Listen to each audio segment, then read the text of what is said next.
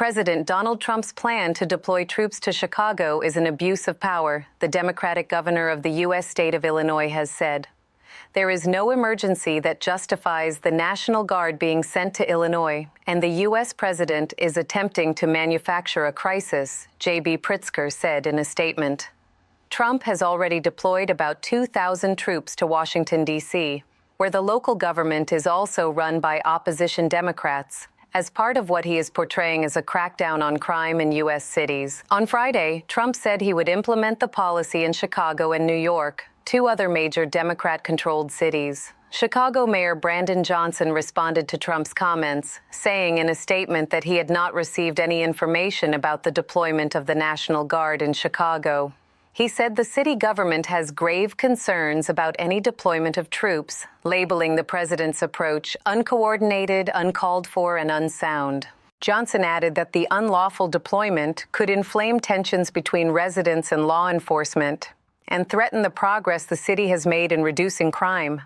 Meanwhile, U.S. Defense Secretary Pete Hegseth has ordered the National Guard personnel patrolling the streets of Washington, D.C. to be armed as part of the Trump administration's efforts against what they have described as out-of-control crime in the city. Just last week, the Pentagon and U.S. Army said that troops involved in the deployment, who now number approximately 2,000, would not carry weapons. While the Trump administration has lauded the mission, polls show it is deeply unpopular with many residents in staunchly Democratic Washington. In a statement, the Pentagon said that National Guard troops will soon be on mission with their service-issued weapons, consistent with their mission and training. It is unclear if the decision to arm the troops will mean that their role in Washington is changing. So far, troops have not taken part in law enforcement operations, which have been carried out by local police and officers from various federal agencies, and have instead been posted near local landmarks, including the National Mall and Union Station, the capital's primary passenger rail transportation hub. Washington Mayor Muriel Bowser has not commented on the decision. Speaking in the White House Oval Office on Friday, Trump said the mission has brought total safety to Washington and that it could be expanded to Chicago, a city where the leadership has sometimes found itself at odds with the Trump administration. D.C. was a hellhole, he said earlier on Friday, a day after visiting some of the deployed troops, but now it's safe. As many as 1,700 National Guardsmen are expected to mobilize in 19 states in the coming weeks, U.S. media report. Of the states expecting a National Guard presence, Texas will have the most troops. The Guardsmen will reportedly support immigration and customs enforcement, ICE efforts, and serve as a visible deterrent. Despite declaring the Washington, D.C. mission a success, Trump said that he is considering declaring a national emergency once the deployment's 30-day deadline expires. If I think we're in great shape here, that's one thing.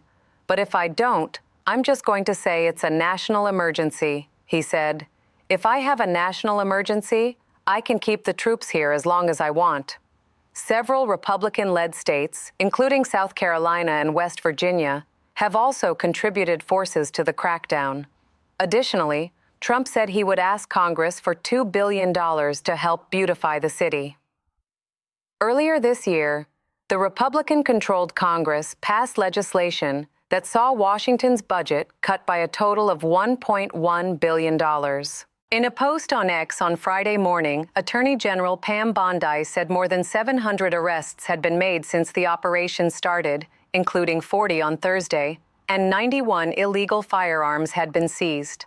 Local officials have questioned the need for federal intervention in the city, with Mayor Bowser pointing to a huge decrease in crime that she claimed was at a 30-year violent crime low. A poll conducted by the Washington Post and Schar School released earlier this week found the deployment deeply unpopular among the city's residents, with almost 80% saying they are opposed to both the deployment of federal officers and the National Guard, as well as the takeover of the Metropolitan Police Department.